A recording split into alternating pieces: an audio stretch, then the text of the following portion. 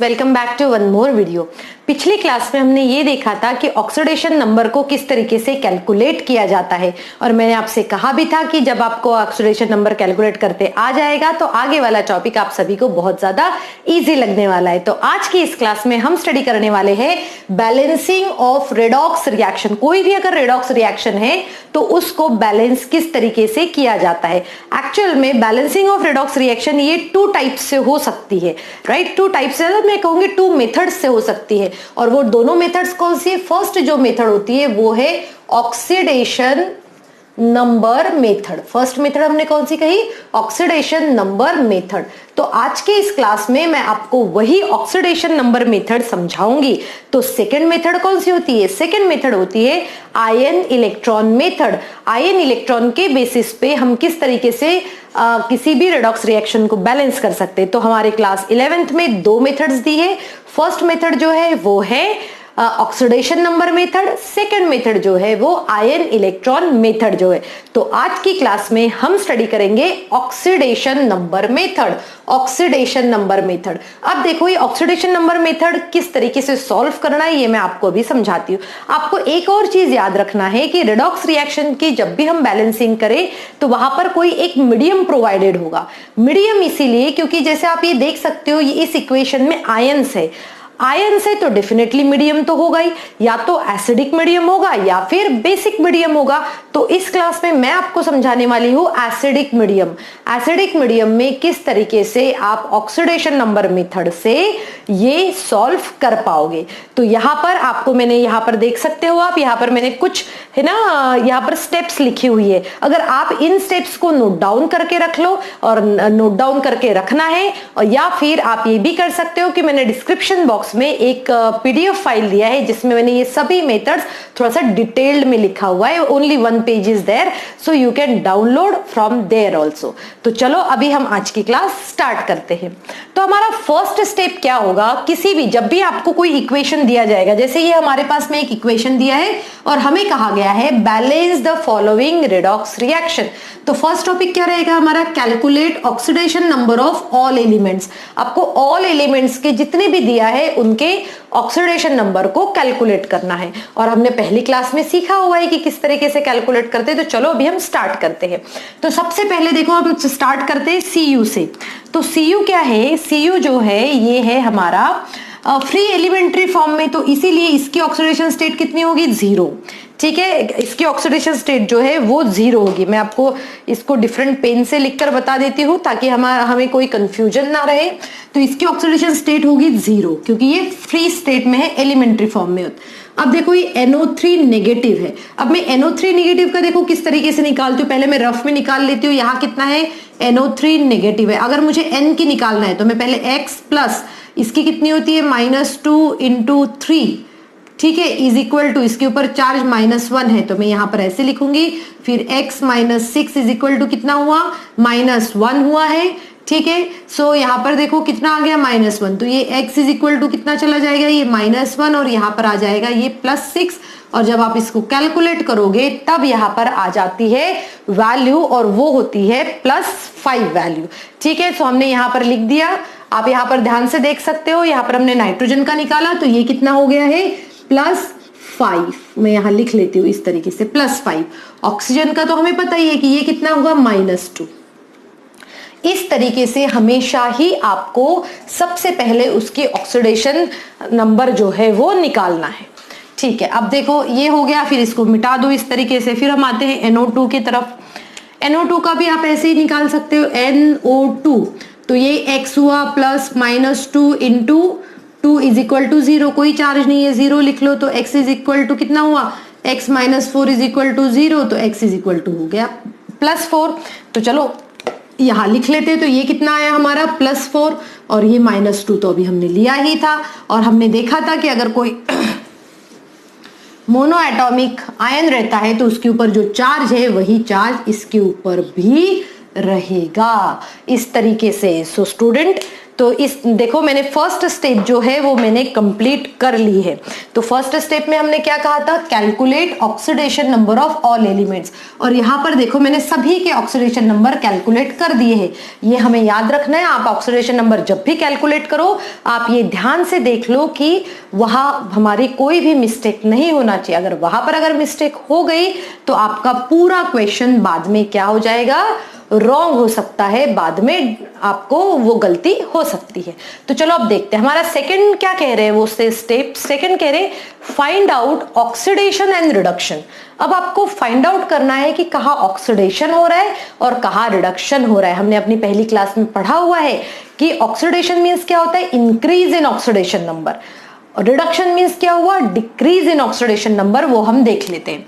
अब देखो यहाँ 0 से Cu 0 से +2 हुआ है, समझ में आ रहा है क्या, देखो ध्यान से कितना हुआ ये, Cu 0 से +2 हुआ है। अगर 0 से +2 हुआ इट मीन्स ये क्या हुआ है, इंक्रीज बाय +2, या फिर हम 2 भी कह सकते हैं। कितने से इंक्रीज हुआ, इंक्रीज बाय +2, और ये प्रोसेस कौन सी है, ये प्रोसेस है ऑक्सीडेशन। ठीक है, अब देखो अब हम देखते हैं दूसरा, ये -2 है, ये +5 से +4 हुआ। तो देखो मैं इसको किस तरीके से लिखती हूँ, मैं थोड़ा सा इसको नीचे ले लेती हूँ इस ऐसे। तो ये क्या हुआ, +5 से +4 हो गया, इट मीन्स डिक्रीज हुआ है, डिक्रीज्ड बाय 1 से ये डिक्रीज हुआ, ये हुई हमने यहाँ पर देखो। और ऐसे प्रोसेस को हम क्या कहते हैं, ऐसे प्रोसेस को हम कहते हैं रिडक्शन। सो यहाँ पर आप देख सकते हो हमने फर्स्ट स्टेप करी, हमने सेकंड स्टेप करी। सेकंड स्टेप में मैंने बताया है कि ऑक्सीडेशन और रिडक्शन कैसे फाइंड आउट करते, इंक्रीज और डिक्रीज देखने के बाद अब हम आते हैं हमारी नेक्स्ट स्टेप की तरफ। अब नेक्स्ट स्टेप में वो क्या कह रहे हैं, वो ये कह रहे हैं कि एक्सचेंज द कोएफिशिएंट्स। अब हमें ये देखना है कि कोएफिशिएंट्स एक्सचेंज मींस क्या होता है। देखो कोएफिशिएंट एक्सचेंज मींस क्या हुआ, ये जो इसे कहते हैं कोएफिशिएंट्स, ये हुआ कोएफिशिएंट्स। अब आप देख सकते हो कि ये यहां से देखो आप, ये 2 है और 1 है, तो रेड का तो नाइट्रोजन का है और ब्लू का जो है वो कॉपर का है। तो मैं यहाँ पर क्या करती हूँ, ये देखो ये 2 किसका, कॉपर का है, तो मैं इसको लिखती हूँ इसके सामने, यहाँ पर NO3 नेगेटिव लिया, और ये 2 जो है मैंने इसके सामने इस तरीके से लिख दिया, क्योंकि उसके सामने ये Cu का था, तो हमने एक्सचेंज इन दोनों के कोएफिशिएंट्स को एक्सचेंज कर लिया है। प्लस यहाँ पर Cu इसके पास 1 है तो सिर्फ Cu ही लिखना पड़ेगा। और हमेशा याद रखो जब भी आप कोएफिशिएंट्स को एक्सचेंज कर रहे हो तो ये रिएक्टेंट साइड पे ही करना है, प्रोडक्ट साइड पे नहीं होता। जैसे मान के चलो यहाँ 4 होता और यहाँ पर 3 होता, तो मैं इसके सामने 4 लिखती, इसके सामने 3 लिखती। आप सभी को ये थोड़ा सा प्रैक्टिस से ही आएगा, ये ऐसी चीजें नहीं है जो एक बार देखने से समझ में आए। जब तक आप खुद से प्रैक्टिस नहीं करोगे ये बहुत ज्यादा हम इसको करने के लिए परफेक्ट नहीं हो सकते। अब देखो हमने कहां तक पहुंचे, हम थर्ड स्टेप तक कर लिया हमने, एक्सचेंज द कोएफिशिएंट्स, हमने कोएफिशिएंट्स को एक्सचेंज कर लिया है। अब हमारा फोर्थ स्टेप क्या कहता है, देखो balance the atoms other than O and H। अब आप देखोगे पूरे इसमें H भी हो सकता है और O भी हो सकता है। अब हमें ये देखना है नेक्स्ट स्टेप में कि हमें उन सभी एटम्स को बैलेंस करना है जो हाइड्रोजन और ऑक्सीजन को छोड़ के, जैसे Cu है, Cu को बैलेंस करो, Cu 1 है, यहाँ पर भी Cu 1 है, तो ये ऑलरेडी बैलेंस्ड है, इसको बैलेंस करने की जरूरत नहीं है। तो अपन लिख लेते हैं ऐसे 2NO3 नेगेटिव और यहाँ पर आ जाएगा Cu2 पॉजिटिव, क्योंकि हमने उसको बैलेंस ही नहीं किया। अब देखो यहाँ नाइट्रोजन 2 है बट यहाँ नाइट्रोजन 1 है, तो इसीलिए मैं यहाँ 2 लिखूंगी, NO2। ठीक है, मैंने क्या किया, मैंने ऑक्सीजन को नहीं देखा, मैंने सिर्फ और सिर्फ नाइट्रोजन को देखा, और नाइट्रोजन को देखने के बाद में ये पता चला कि यहाँ पर 2 है और यहाँ पर क्या है, 1 है। अब देखो आगे क्या करना है इसके, जैसे ही आपने balance the atoms other than O and H, फिर हमें ध्यान देना है कि हमारा मीडियम कौन सा है। अब मैं अभी इसके बाद में मैं एक बेसिक मीडियम का भी आपको एग्जाम्पल लेकर समझाऊंगी। तो एसिडिक मीडियम में आप देख सकते हो कि एसिडिक मीडियम में देखो क्या कहा उन्होंने ये कहा in acidic medium balance the O atoms. तो सबसे पहले तो हमें ऑक्सीजन को काउंट करना है कि कितने हैं LHS और RHS पे। तो ये हो गया आपका LHS, तो कितने ऑक्सीजन है, देखो 3 2 6, तो 6 ऑक्सीजन एटम्स है, 6 ऑक्सीजन एटम्स, ठीक है। यहां पर कितने, 2 2 जा 4 ऑक्सीजन एटम्स, 4 ऑक्सीजन एटम्स। सो यहां पर 6 है, यहां पर 4 है, तो 6 और 4 जब है तो इनको हम क्या करेंगे, कौन सी साइड डेफिशिएंट है, देखो O atoms by adding H2 to the side deficient, इसमें कम है, तो मैं क्या करती हूं नेक्स्ट स्टेप में, मैं इसको पहले ऐसे लिख लूंगी जैसे हमारा इक्वेशन है, इसको हमने लिख लिया और फिर हम इसमें NO2 प्लस Cu2 पॉजिटिव। अब इसमें 4 ही ऑक्सीजन है, तो मैं कितने जरूरी है, 2 और चाहिए, इसीलिए मैं यहां पर लिखूंगी 2H2O। देखो ध्यान से समझो कि अगर एसिडिक मीडियम है तो आपको इतनी स्टेप करने के बाद में आपको देखना है कि कौन से साइड पे पहले आप ऑक्सीजन को ही देखेंगे, ऑक्सीजन कितने कम है, तो हमने देखा कि यहाँ पर इतने ऑक्सीजन कम है तो हमने उतने ऑक्सीजन लगा दिए, और उतने ऑक्सीजन हम किसके बेसिस पे लगाएंगे, सिर्फ O नहीं लगाएंगे, किसके बेसिस पे, 2H2O लिखेंगे। अब हमने नेक्स्ट स्टेप क्या कहा, deficient and H atoms by adding H plus. अब आप देखो, चलो देख रहे काउंट करते, 3 2 जा 6 ऑक्सीजन हो गए, ये कितना हो गया, 2 2 जा 4 प्लस 2 6, मतलब ये तो बैलेंस हो गया, बट हाइड्रोजन बैलेंस नहीं हुआ। हाइड्रोजन कितने हैं, हाइड्रोजन है यहाँ पर 4 और 4 हाइड्रोजन है, इसीलिए मुझे H प्लस आयन इस तरफ ऐड करना पड़ेगा।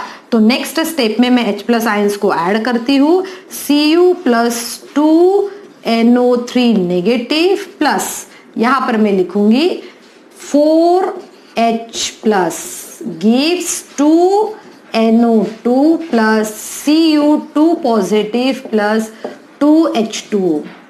ठीक है, तो आप यहां देख सकते हो कि ये जो हमारा रिएक्शन जो है वो बैलेंस हो चुका है, और ये बैलेंसिंग ऑफ रिएक्शन हमने किया है किस बेसिस पे, हमने किया है ऑक्सीडेशन नंबर मेथड, और वो भी क्या है, acidic medium. Student I hope आपको ये एग्जाम्पल समझ में आ गया है, पर आपको और बाकी सारे एग्जाम्पल्स की भी उतनी ही प्रैक्टिस करना है। सो अगर आपको नहीं समझ में आया हो तो आप मुझे कमेंट करके बता सकते हैं। Thank you students and have a good day ahead.